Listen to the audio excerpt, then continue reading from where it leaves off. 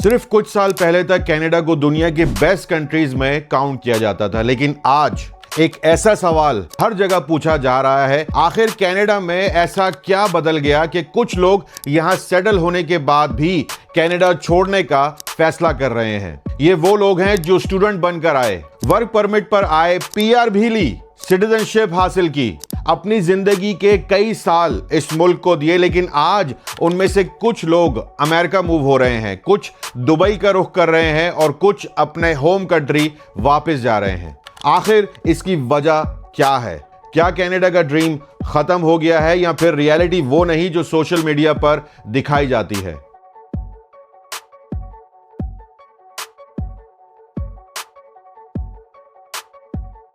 सबसे पहले बात करते हैं कॉस्ट ऑफ लिविंग की। जी हां, यहां पर खर्चा कितना होता है यह जानना बहुत जरूरी है। मेरी नजर में अगर आज कनाडा का सबसे बड़ा चैलेंज कोई है तो वो है कॉस्ट ऑफ लिविंग। हर चीज महंगी होती जा रही है, चाहे ग्रोसरी हो, इंश्योरेंस हो, गैस हो, सेल फोन बिल्स हो या रोजमर्रा की जरूरत की चीजें। हर महीने बजट बनाना पहले से मुश्किल होता जा रहा है। और सबसे बड़ा खर्चा आपके घर का रेंट। अगर आप टोरंटो, मिसिसागा, ब्रैम्पटन, वैंकूवर या किसी और बड़ी सिटी में रहते हैं तो आप खुद जानते हैं कि एक बेडरूम अपार्टमेंट का रेंट कितना महंगा हो चुका है। अब सोचिए, अगर किसी की मंथली इनकम 3500 या $4000 है, उसमें से आधा या उससे भी ज्यादा रेंट में चला गया। फिर ग्रोसरी की बात करें, कार इंश्योरेंस भी है भाई, फिर फोन है, इंटरनेट है, इलेक्ट्रिसिटी और बाकी बहुत सारे और बिल्स।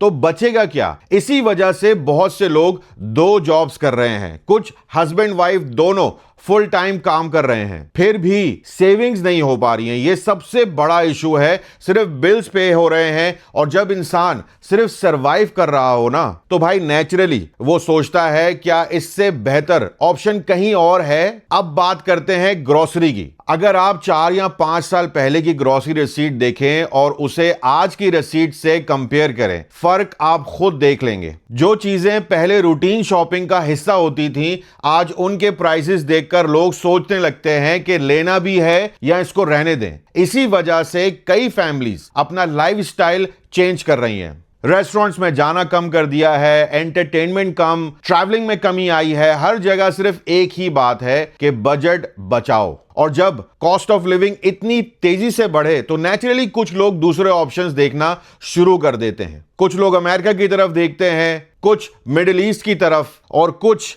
डिसाइड करते हैं कि अपने होम कंट्री में ही बिजनेस या इन्वेस्टमेंट करना ज्यादा बेहतर होगा। यहां पर दोस्तों एक बात कहना जरूरी समझता हूं, कनाडा अब भी एक बहुत अच्छा मुल्क है, नो डाउट अबाउट इट। ये सारा ओवरव्यू आपको देने का मकसद ये है कि आपको हर पिक्चर से आगाही मिले। इंफ्रास्ट्रक्चर वर्ल्ड क्लास है, नो डाउट अबाउट इट। सफाई बहुत है, law and order generally strong है। लेकिन इसका यह मतलब नहीं है कि चैलेंजेस नहीं है। चैलेंजेस पहले से बहुत ज्यादा हैं। और अगर हम सिर्फ पॉजिटिव साइड ही देखेंगे तो नए आने वाले लोग रियलिटी के लिए मेंटली तैयार नहीं होंगे। ये सबसे बड़ा मोटिव है इस वीडियो का। इसीलिए जरूरी है कि दोनों साइड्स दिखाई जाएं, अच्छाइयां भी और चैलेंजेस भी। लेकिन दोस्तों, कॉस्ट ऑफ लिविंग सिर्फ एक प्रॉब्लम है। मेरी नजर में ना भाई, उससे भी बड़ी एक प्रॉब्लम है जब आपको अपनी फील्ड में जॉब ना मिले। चलें थोड़ा सा जॉब मार्केट के बारे में भी बात कर लेते हैं। सच ये है कि कनाडा में जॉब्स हैं, नो डाउट अबाउट इट,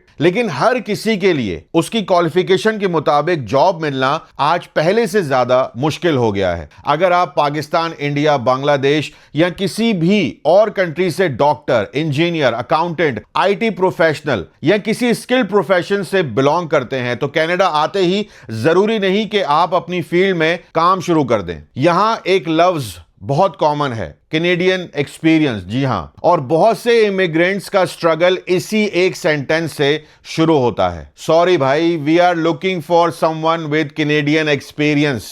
अब सवाल यह है दोस्तों, कैनेडियन एक्सपीरियंस आएगा कहां से अगर पहली जॉब ही नहीं मिल रही? इसी वजह से बहुत से क्वालिफाइड लोग अपनी फील्ड से बिल्कुल अलग जॉब्स करते हैं। कई वेयर हाउस में काम करते हैं, बहुत सारे सिक्योरिटी गार्ड बन जाते हैं और कुछ रेस्टोरेंट में शिफ्ट लगाते हैं। और उबर तो है ही हमारे पास। भाई देखें, बिल्स भरने के लिए आपको जो कुछ करना पड़े आप अपनी फैमिली के लिए वो सारे काम करेंगे। इसमें कोई शर्म की बात नहीं है, मेहनत हर काम की इज्जत होती है। लेकिन सोचिए, जिस इंसान ने 10 या 15 साल अपने प्रोफेशन में गुजारे हों, उसके लिए सब कुछ जीरो से दोबारा शुरू करना कितना मुश्किल होता होगा। और फिर आते हैं स्टूडेंट्स। 2026 में स्टूडेंट्स के लिए कंपटीशन और भी टफ हो चुका है। कई स्टूडेंट कंसल्टेंट की एडवाइस पर कोर्सेज चूज कर लेते हैं और फिर देख लें कैलगरी में क्या हो रहा है, वहां पे प्रोटेस्ट हो रहा है इसी वजह से कि बहुत सारे इश्यूज हैं, बहुत सारे रॉन्ग कोर्सेज को चूज किया गया। लेकिन ग्रेजुएशन के बाद रियलिटी कुछ और होती है। रेज्यूमे भेजते रहते हैं, इंटरव्यूज का वेट करते रहते हैं, लेकिन जॉब्स ही नहीं है भाई।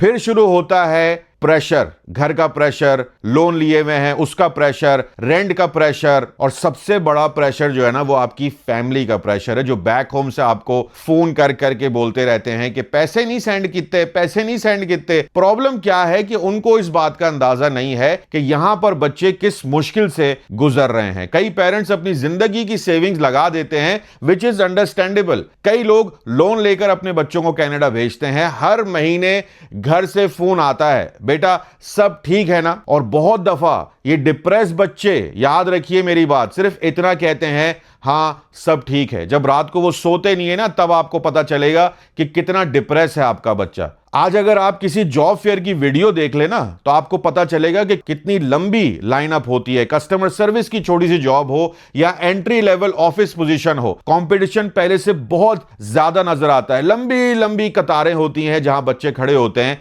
ये सब देखकर नेचुरली कुछ लोग सोचते हैं क्या किसी और कंट्री में बेटर अपॉर्चुनिटी मिल सकती है। इसीलिए कुछ प्रोफेशनल्स अमेरिका मूव करने की प्लानिंग करते हैं। एक और इश्यू है जो इसी से रिलेटेड है, वो है आपकी मेंटल हेल्थ। सच कहूं दोस्तों, जब तक मैं कनाडा नहीं आया था ना, मुझे भी डिप्रेशन और एंजाइटी का असल मतलब इतनी गहराई से समझ नहीं आया था। लेकिन यहां रहकर पता चला कि फाइनेंशियल प्रेशर और लोनलीनेस इंसान को कितना बदल सकती है। सर्दियों में सुबह अंधेरे में काम पर जाना, शाम अंधेरे में वापस आना, कभी कभी लगता है पूरा दिन धूप ही नहीं निकली, सूरज को देखने को हम लोग तरस जाते हैं। बहुत दफा ऐसा होता है। फैमिली दूर है, रिश्तेदार भी आपके दूर हैं, दोस्त अपनी जिंदगी में बिजी हैं, हर किसी की रेस अलग चल रही होती है। मंडे से फ्राइडे काम, वीकेंड पर ग्रोसरी, लॉन्ड्री और फिर दोबारा वही रूटीन। अगर फाइनेंशियल स्ट्रेस भी साथ हो तो सिचुएशन और मुश्किल हो जाती है। इसीलिए मैं हमेशा कहता हूं कनाडा आने से पहले सिर्फ बैंक बैलेंस प्रिपेयर मत कीजिए, अपना माइंड भी प्रिपेयर कीजिए, क्योंकि यहां सिर्फ पैसा ही नहीं सब्र भी बहुत जरूरी है, जिसको पेशेंस बोलते हैं। लेकिन दोस्तों, अभी सबसे इंपॉर्टेंट टॉपिक बाकी है, जो कि है हेल्थ केयर का, हाउसिंग क्राइसिस का, और वो सवाल जो हर कोई पूछ रहा है, आखिर जो लोग कनाडा छोड़ रहे हैं वो जा कहां रहे हैं। कनाडा का हेल्थ केयर सिस्टम दुनिया के बेहतरीन सिस्टम में काउंट किया जाता है और इस बात से कोई इनकार नहीं कर सकता। लेकिन जब आपको खुद ट्रीटमेंट की जरूरत पड़ती है तब आपको सिस्टम के चैलेंजेस नजर आते हैं। अगर आप इमरजेंसी में चले जाएं, कई दफा घंटों का वेट करना पड़ता है। कुछ लोगों को फैमिली डॉक्टर ढूंढने में महीने लग जाते हैं। स्पेशलिस्ट अपॉइंटमेंट के लिए भी कई जगह लंबा इंतजार करना पड़ता है। और जब इंसान दर्द में हो तो उसके लिए हर घंटा बहुत लंबा लगता है। मैं ये नहीं कह रहा कि डॉक्टर्स अपना काम नहीं कर रहे, बिल्कुल करते हैं, लेकिन डॉक्टर्स की शॉर्टेज की वजह से हॉस्पिटल्स में इनफ डॉक्टर्स हर वक्त प्रेजेंट नहीं है। पेशेंट्स की तादाद और हेल्थ केयर सिस्टम पर प्रेशर भी पहले से काफी ज्यादा नजर आता है। अब आते हैं उस टॉपिक पर जिससे शायद सबसे ज्यादा लोगों को इफेक्ट किया है, हाउसिंग क्राइसिस। अगर आपने 6 या 7 साल पहले कनाडा में घर खरीदा है तो आज आप शायद लकी हैं, लेकिन अगर आज कोई नई फैमिली होम खरीदना चाहे तो उसके लिए डाउन पेमेंट जमा करना ही बहुत बड़ा चैलेंज बन चुका है। हर साल घरों की प्राइसेस बढ़ती हैं, कम होती हैं, इंटरेस्ट रेट का असर अलग चल रहा है, मॉर्गेज अप्रूवल्स का प्रेशर अलग हुआ है, और कहीं आप रेंट पर रह रहे हैं तो हर लीज रिन्यूअल के वक्त एक नई टेंशन शुरू हो जाती है। कई फैमिली सिर्फ इसलिए मूव करती रहती हैं क्योंकि उनके लिए उस एरिया का रेंट अफोर्ड करना मुश्किल हो जाता है। फिर बच्चों का स्कूल चेंज होता है, नए दोस्त बनते हैं, फिर दोबारा शिफ्टिंग। ये सिर्फ फाइनेंशियल इश्यू नहीं, ये इमोशनल इश्यू भी है भाई। अब सबसे बड़ा सवाल, जो लोग कनाडा छोड़ने का फैसला करते हैं वो जाते कहां हैं, इसका भी जवाब आपको मैं देता हूं। कुछ लोग अमेरिका का रुख कर लेते हैं, प्रोफेशनल जिन्हें वहां अपनी फील्ड में अच्छी अपॉर्चुनिटी मिलती है। कुछ लोग दुबई और गल्फ कंट्रीज को प्रेफर करते हैं क्योंकि वहां कुछ सेक्टर्स में टैक्स स्ट्रक्चर और सैलरीज उनके लिए अट्रैक्टिव होती है। और कुछ लोग अपने होम कंट्री वापस चले जाते हैं क्योंकि यहां से जब आप 4-5 लाख डॉलर लेकर जाएंगे तो वहां 5-10 करोड़ रुपए बन जाता है, जो कि इनफ होता है कोई स्टार्टअप करने के लिए, एक छोटा सा घर लेने के लिए। अगर आपकी फैमिली है, अगर वहां पे कोई बिजनेस कर रहा है, उसके साथ आप इन्वेस्ट कर सकते हैं, काम कर सकते हैं, एक पीसफुल जिंदगी गुजार सकते हैं अगर आपके पास 5-10-20 करोड़ रुपए यहां पे जमा हो जाते हैं। लेकिन एक बात मैं जरूर कहूंगा दोस्तों, सोशल मीडिया पर अक्सर सिर्फ दो एक्सट्रीम्स दिखाई जाती हैं। या तो लोग कनाडा को जन्नत बना देते हैं या फिर बिल्कुल ही बर्बाद बताते हैं कि भाई यहां पर कुछ नहीं है, सब खराब है, सब खत्म है। ऐसा बिल्कुल भी नहीं है, रियलिटी इन दोनों के बीच में है। कनाडा में अपॉर्चुनिटीज आज भी हैं। ये मुल्क इमिग्रेंट्स ने बनाया था और इसको इमिग्रेंट्स ही चला रहे हैं, कोई कुछ भी बोलता रहे। लेकिन उन अपॉर्चुनिटीज तक पहुंचने के लिए पहले से ज्यादा प्लानिंग, पेशेंस और हार्ड वर्क की जरूरत है। अगर आप स्किल के साथ आते हैं, फाइनेंशियल बैकअप के साथ आते हैं और रियलिस्टिक एक्सपेक्टेशन रखते हैं तो कनाडा आज भी आपको एक अच्छी जिंदगी दे सकता है। लेकिन अगर आप ये सोचकर आ रहे हैं कि एयरपोर्ट से बाहर निकलते ही हाई पेइंग जॉब मिल जाएगी, 2 महीने में पीआर मिल जाएगी और 1 साल में घर भी खरीद लेंगे, तो ये मुमकिन है दोस्तों, बिल्कुल मुमकिन है। लेकिन उसके लिए आपको सुबह उठकर काम पे जाना पड़ेगा, तो फिर रियलिटी आपके लिए बहुत डिफरेंट हो सकती है। इसीलिए मेरा हमेशा से एक ही मैसेज रहा है, डिसीजन किसी यूट्यूब वीडियो देखकर मत लीजिए, ना मेरी वीडियो भाई, ना किसी और की वीडियो। अपनी रिसर्च कीजिए, अपने क्वेश्चंस मुझे ईमेल भी कर सकते हैं, मैं ट्राई करूंगा आप लोगों को रिप्लाई करने की। ऑफिशियल इंफॉर्मेशन पढ़िए, अपनी फाइनेंशियल प्लानिंग मजबूत कीजिए और फिर कनाडा आइए। इवन अगर आप विजिट पे भी आ रहे हैं ना, तो अपना माइंडसेट ये बना के आइए कि हम विजिट पे जाकर वहां कुछ करेंगे इंशाल्लाह। मुझे कमेंट्स में जरूर बताइएगा, अगर आप कनाडा में रहते हैं तो आपके ख्याल में सबसे बड़ा चैलेंज क्या है? Cost of living, jobs, health care, housing या कोई और इशू? मैं हर कमेंट पढ़ने की पूरी कोशिश करता हूं और आपकी ओपिनियन से ही अगले वीडियोस के टॉपिक चूज करता हूं। दोस्तों, अगर आज की वीडियो इंफॉर्मेटिव लगी हो तो इसे लाइक जरूर कर दीजिएगा, अपने दोस्तों के साथ शेयर कर दीजिएगा और अगर आप चैनल पर नए हैं तो काशिफ इन कनाडा को सब्सक्राइब करना मत भूलिएगा। इंस्टाग्राम पे हमें फॉलो कर लीजिएगा, व्हाट्सएप पे हमारा चैनल है, वहां फॉलो कर लीजिएगा फॉर क्विक अपडेट्स। अपना बहुत ख्याल रखें।